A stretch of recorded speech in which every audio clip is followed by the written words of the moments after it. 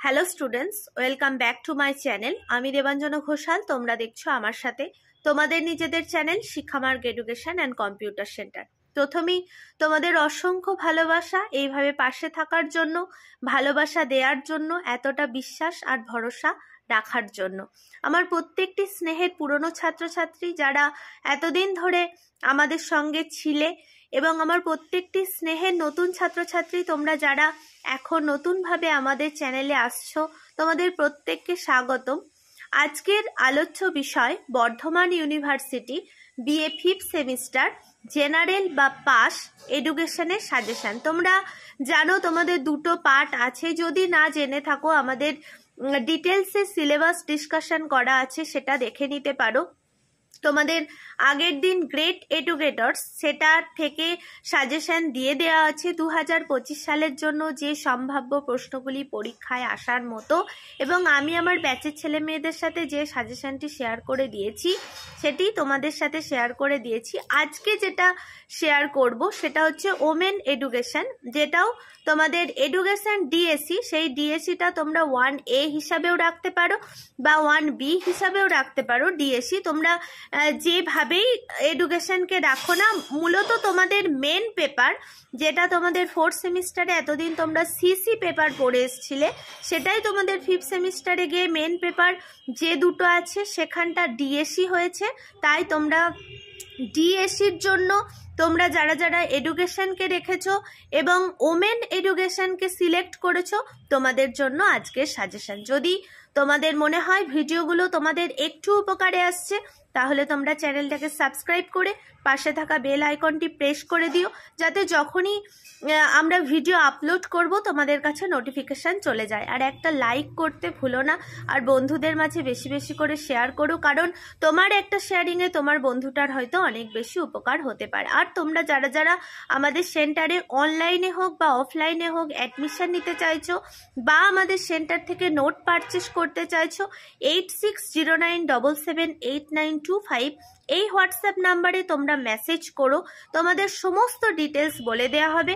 আমাদের সেন্টারে একাদশ, দ্বাদশ, বিএ অল সেমিস্টার, কলা বিভাগের all subject, major, minor, pass, honours all subject পড়ানো হয়, তাই এবং কম্পিউটার ও স্পোকেন ইংলিশ শেখানো হয়। তাই তোমরা যে কোনোভাবে আমাদের সেন্টারে অ্যাডমিশন নিতে পারো বা তোমরা নোটস কিনে নিতে পারো।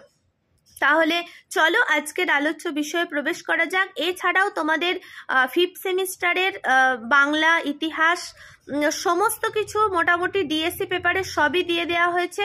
তোমরা মেন পেপার হিসাবে আর যে পেপারগুলিকে রেখেছো, তোমাদের যদি মনে হয় তোমরা দেখে নিতে পারো। তাহলে চলো আজকের ওমেন এডুকেশন 2025 সালে বর্ধমান ইউনিভার্সিটির আন্ডারে তোমরা যে কোনো কলেজে অ্যাডমিশন নাও না কেন, তোমাদের জন্য এই সাজেশন সমানভাবে উপযোগ্য।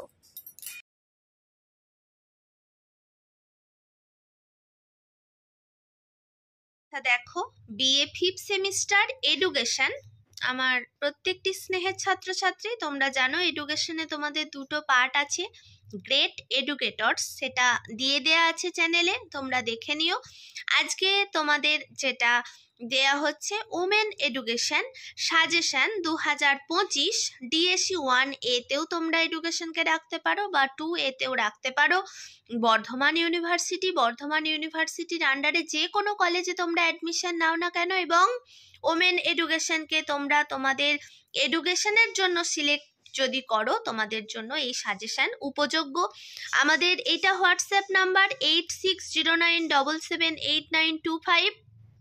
এই হোয়াটসঅ্যাপ নাম্বারে তোমরা SMS করতে পারো যদি তোমরা নোটস পারচেস করতে চাও, যদি তোমরা অ্যাডমিশন নিতে চাও, এই হোয়াটসঅ্যাপ নাম্বারে তোমরা যোগাযোগ করতে পারো। কোশ্চেন মার্ক হিসাবে 5 ও 10 উভয়বিধ প্রশ্নের জন্য এই প্রশ্নগুলো সমানভাবে উপযোগ্য।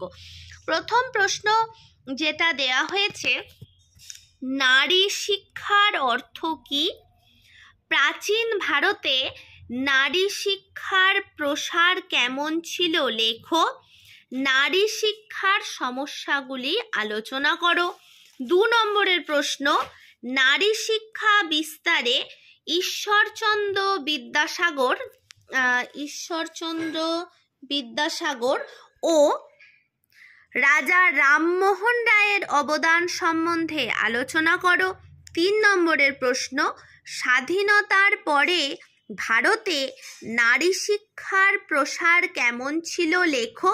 অথবা এই প্রশ্নটা যদি ঘুরিয়ে দেয় তাহলে দেবে যে স্বাধীনতার পরবর্তী ভারতে নারী শিক্ষা প্রসারে বিভিন্ন কমিটি ও কমিশনগুলির ভূমিকা আলোচনা করো।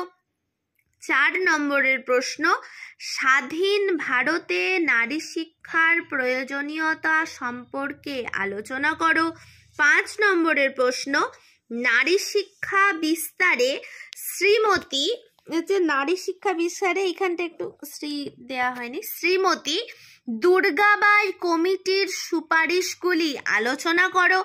6 নম্বরের প্রশ্ন, নারী শিক্ষার ক্ষেত্রে আগত সমস্যাগুলি বা বাধাগুলি কিভাবে সমাধান করবে নিজের ভাষায় লেখো। 7 নম্বরের প্রশ্ন, নারী শিক্ষার ক্ষেত্রে বিভিন্ন সরকারি ও বেসরকারি স্বেচ্ছাসেবী উদ্যোগগুলি কি কি কাজ করে তা নিজের ভাষায় লেখো বা আলোচনা করো। 8 নম্বরের প্রশ্ন, নারী শিক্ষার ক্ষেত্রে স্বামী বিবেকানন্দ, রবীন্দ্রনাথ ঠাকুর ও গান্ধীজির চিন্তাভাবনা সম্বন্ধে আলোচনা করো। যে কোনো একটাও দিতে পারে, যে কোনো দুটোও দিতে পারে, অথবা যে কোনো 3 থেকে 4 জনার মতামত যে নারী শিক্ষার ক্ষেত্রে তাদের অবদান কি কি কার্যকলাপ তারা করেছিলেন সেগুলি আলোচনা করেও দিতে পারে। 9 নম্বরের প্রশ্ন, নারী শিক্ষার উন্নয়নে রাধাকৃষ্ণন কমিশন ও কোঠারি কমিশনের সুপারিশগুলি লেখো। এবং 10 নম্বরে তোমাদের শেষ প্রশ্ন, নারী শিক্ষার উন্নয়নে মুদালিয়র কমিশন ও ভক্তবৎসল কমিশনের সুপারিশগুলি লেখো। অর্থাৎ তোমরা যারা যারা 2025 সালে ডিএসি হিসাবে এডুকেশনকে রেখেছো এবং ওমেন এডুকেশন এটা সিলেক্ট করেছো, তোমরা এই 10টা প্রশ্ন খুব ভালো করে যাবে। এই সাজেশনই আমরা আমাদের ব্যাচের ছেলে মেয়েদের সাথেও শেয়ার করেছি, তাই তোমরা আমাদের প্রত্যেকটি স্নেহের ছাত্রছাত্রী তোমরাও করে যেও। প্রত্যেকে ভালো থেকো এবং সুস্থ থেকো। পরীক্ষাকে ভয় ভেবে নয়, জয় করার উদ্দেশ্যে এখন থেকে প্রস্তুতি নিতে থাকো।